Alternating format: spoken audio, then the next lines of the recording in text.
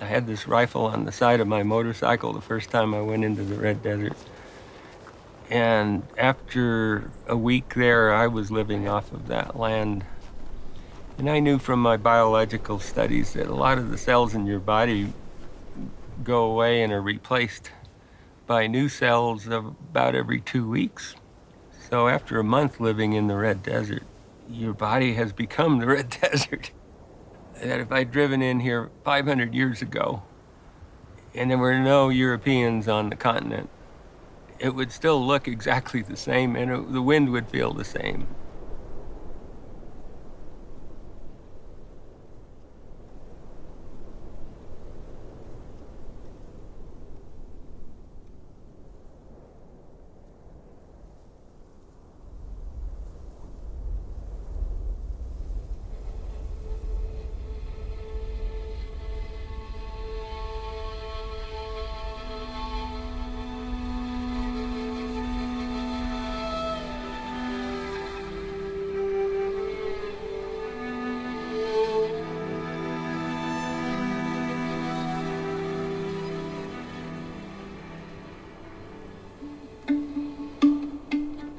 I've seen the Red Desert since 1967, and there were oil fields out there then out in the flats. Didn't bother me a bit.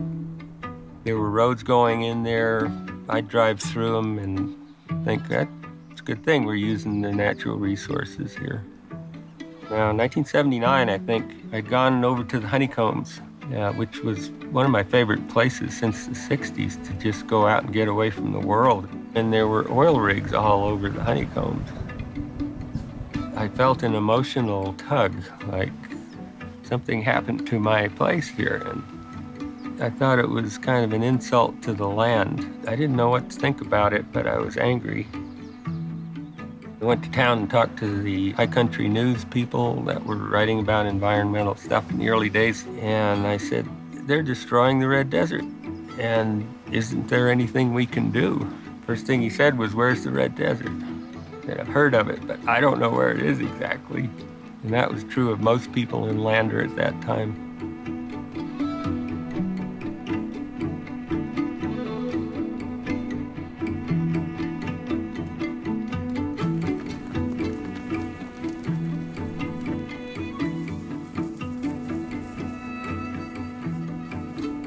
We had a meeting and decided what areas in the Red Desert should be considered wilderness and just drew circles around those places on some topo map that these areas ought to be wilderness. A lot of people think they're worth preserving and they're being desecrated now by oil companies. So BLM actually did it. We had 7 wilderness study areas in the Red Desert within the next 6 months. So here's my first experience with a government agency that's actually doing something for the environment. And I thought it was a great thing. And they did defend the wilderness study areas out there for a very long time, until recently.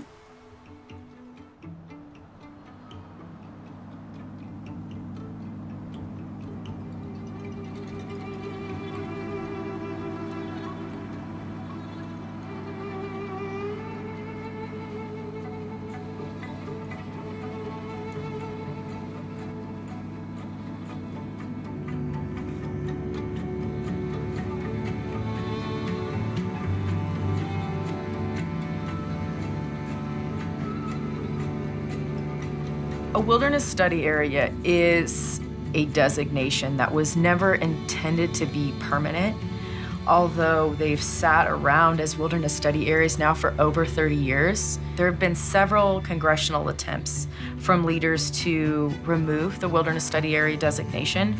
Even if it's designated as a wilderness study area and you have to have Congress to remove that designation, those pressures are going to exist in Congress.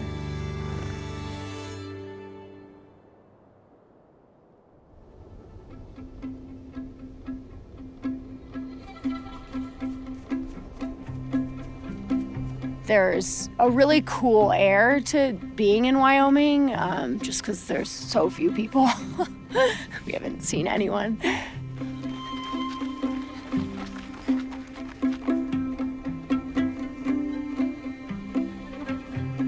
Running is so great because it's very pure, right? You don't have a lot of gear, and so you can be in an environment with just yourself. You know, your pitter-patter of your feet doesn't interrupt the sounds or the sound of wind or elements.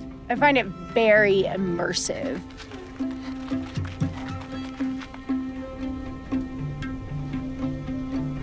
When I don't go for a run in a wild place for a while, I feel like I feel on edge and kind of like less human in a way.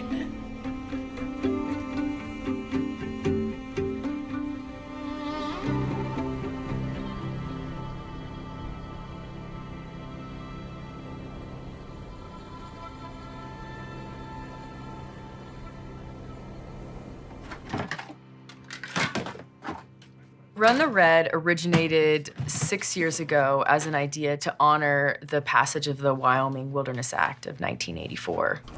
And the race was intended to showcase the Red Desert in a sort of way that allowed people to experience the landscape in a quiet way, and running is one of those things.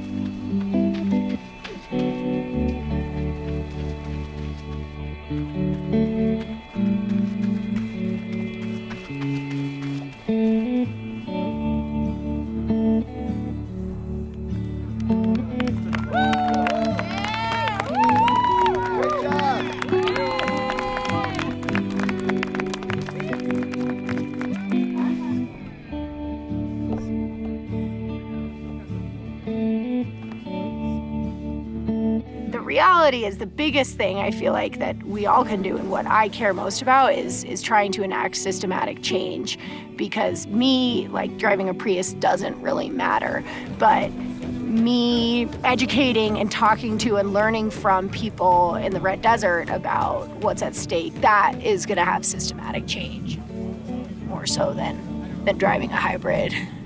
I am inviting all of us to take part in educating ourselves on what's happening. So if it's the Red Desert you care about or your backyard, just start by Googling what is happening in my backyard. Call me radical, but like, I think it's, you know, is it too much to ask for clean air and wild places that, you know, 3 generations, 7 generations from now, our future family members can enjoy this place? Most of the United States, outside of towns, the land is covered with roads and covered with development areas, from mining different things and oil development. And we don't need more of those places. We need to preserve some islands of natural beauty and natural ecosystems. And there aren't very many of them left.